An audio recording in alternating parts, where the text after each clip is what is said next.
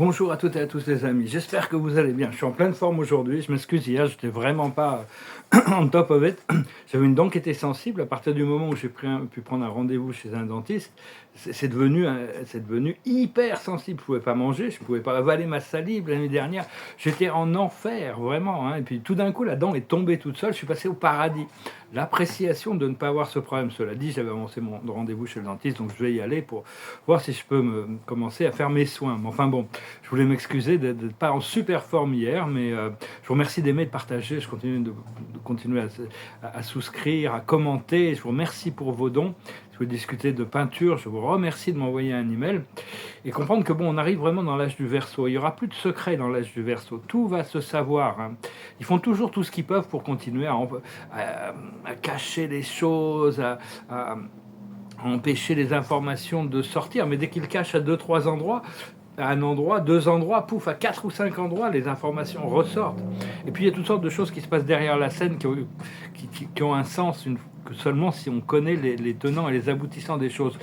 Donc c'est bien de rester neutre, hein, et comprendre qu'avant que les vérités supérieures de la lumière puissent remonter à la surface, il y a d'abord toutes les choses sombres qui doivent remonter, hein. Et pour d'abord évacuer tout ça, être conscient, parce que cela dit, l'humanité est un peu fragile parce qu'elle a cru à des choses qui étaient vraiment complètement en dehors de la vérité pendant si longtemps. Si le réveil est trop brutal, ça pourrait... donc ça vient progressivement. Il y a notre ami Serapis Bey, le maître ascensionné, qui a son ashram, son point central de connexion à Luxor, en Égypte. C'est un maître ascensionné qui est un disciplinarien un peu, parce que lui, c'est la pureté, hein. Il est le gardien de la flamme diamant. Et il nous expliquait, il nous disait, c'est important, de demander cette question 1 fois, 2 fois, 3 fois, 10 fois dans la journée si nécessaire, jusqu'à ce que l'information arrive. C'est cette question, c'est qui suis-je, qui suis-je dans l'univers, qui suis-je dans l'univers, qui suis-je dans l'univers. Et parce qu'on a tous une mission très importante à remplir ici, hein, une identité. Il faudra découvrir notre identité. Donc en demandant ces réponses, il y a des histoires qui vont remonter, des histoires qui vont nous expliquer les choses. C'est bien de poser des questions afin de se connaître soi-même. C'est des révélations qui viennent de notre âme. Et parce qu'on est tous programmés pour une fonction très très spécifique par rapport à cette mission. On est tous les rôles sont importants. Un général est aussi important qu'un soldat dans une bataille. Donc il faut comprendre qu'il n'y a pas de petite mission ou de grande mission. Chacun a un rôle très très spécifique et tout le monde est important. Il faut réaliser, je suis un être éclairé, hein, je suis une extension de la source, je suis un enfant de Dieu. Répétez-vous ça, hein, ça doit être intégré. Et cette intégration, il vient à travers le divin féminin, le côté réceptif. On doit avoir l'amour et l'appréciation pour l'intégration du divin masculin et du divin féminin qui ont pu se pardonner l'un à l'autre et qui sont activés, là, qui vont être activés parce que avec l'entrée de Uranus qui va traverser le Gémeaux. Donc la pleine lune qui arrive est très puissante, hein, dans ces jours qui arrivent, et il faut faire attention de ne pas se laisser absorber par des informations négatives, parce qu'il faut résister à la colère et au désespoir quand il y a du chaos, quand on nous montre du chaos, vraiment plutôt se centrer sur la guidance intérieure. C'est la guidance intérieure avant tout, et c'est la seule chose c'est vraiment ce qui doit prédominer dans notre expérience, être abandonné. C'est ce que je cherche aussi à faire, hein, c'est vraiment ne plus avoir aucun doute sur ces choses merveilleuses que mon âme et mon esprit et mes guides me révèlent. Et aussi rester léger, chercher des opportunités pour rigoler, pour être créatif, pour trouver des choses légères à faire, hein. Vraiment apprendre à diriger son attention sur des choses sur des choses positives, sur des choses qui nous font du bien. Comprendre qu'il y a une nouvelle dynamique dans toutes les relations interpersonnelles. Même si on peut avoir des anciennes relations qui sont basées sur la codépendance, même les gens qui s'aiment, on va voir, leur relation ne fonctionnera plus. On a besoin d'interdépendance, des relations basées sur la créativité, la liberté et Donc c'est vraiment important de prendre les choses c'est vraiment sur le partage de la liberté, ces nouvelles relations. Hein, ça va être des relations cinquième dimension. Donc, faut pas prendre des décisions trop brutales, mais bon, il faut comprendre qu'il y a toute une transformation qui est en train de se faire, parce qu'on est en train de se baigner dans une soupe d'énergie. Hein, donc, faut vraiment arriver à ressentir ce qui est bon pour nous. On peut pas il y a énormément de contrastes. Donc, restez connecté à votre centre pour savoir ce qui est vrai pour vous et ce qui est voulu.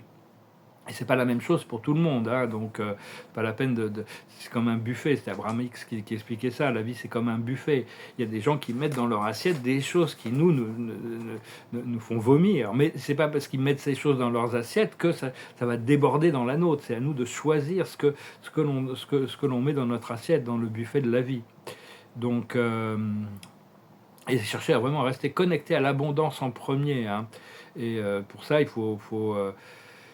faut s'asseoir, prier, méditer, respirer, écouter de la bonne musique, je sais pas, faire des choses, rentrer dans la nature, manger de la nourriture qu'on aime, ou faire des siestes. Quand on dort, on se reconnecte à on quitte notre corps physique et on se reconnecte au monde angélique.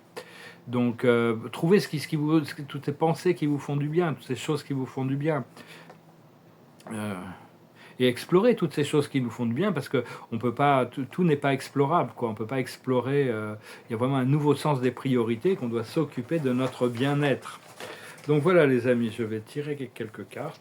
D'abord tirer une carte de la journée pour voir pour l'oracle. C'est heureux, accepter la perfection des choses, que la perfection arrive, que tout est en train de se mettre en place pour cette perfection. C'est pas toujours facile, on doit apprendre le lâcher prise, on nous a préparé pour ça. Et maintenant, je vais tirer une carte pour la cache, je vais chanter une chanson.